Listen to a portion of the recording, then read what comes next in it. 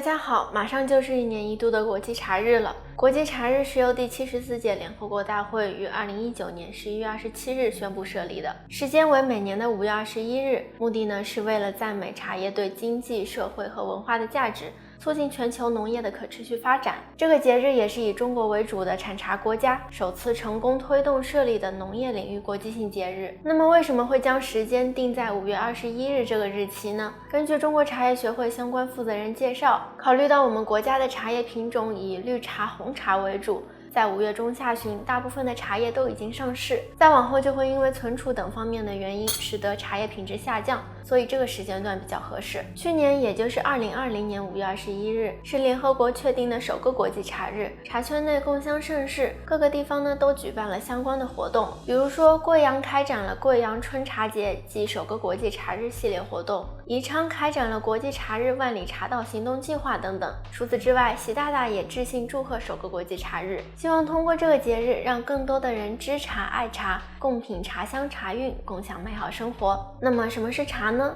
陆羽在《茶经》的茶之源篇中写道：茶者，南方之佳木也。人在草木间，是为茶也。茶第一次被写作茶是从陆羽开始的，在古代曾经用过甲、社、明、传、图等文字来形容茶。经过了漫长的岁月，现在全世界人民都知道了茶。茶与咖啡、可可并称世界3大饮品。中国是茶叶的起源国，也是世界最大的茶叶生产国和消费国，还是重要的茶叶出口国。我们不仅要做好中国茶，更要泡好中国茶，让世界人民都能够喝上一杯好的中国茶。一杯茶不仅是饮品，还代表着文化，代表着精神。分享正确的茶知识，制作品质优良的茶品，这才是泡好中国茶的第一步。OK， 今天视频就说到这，如果觉得喜欢的话，请点击关注，我们下期视频再见，拜拜。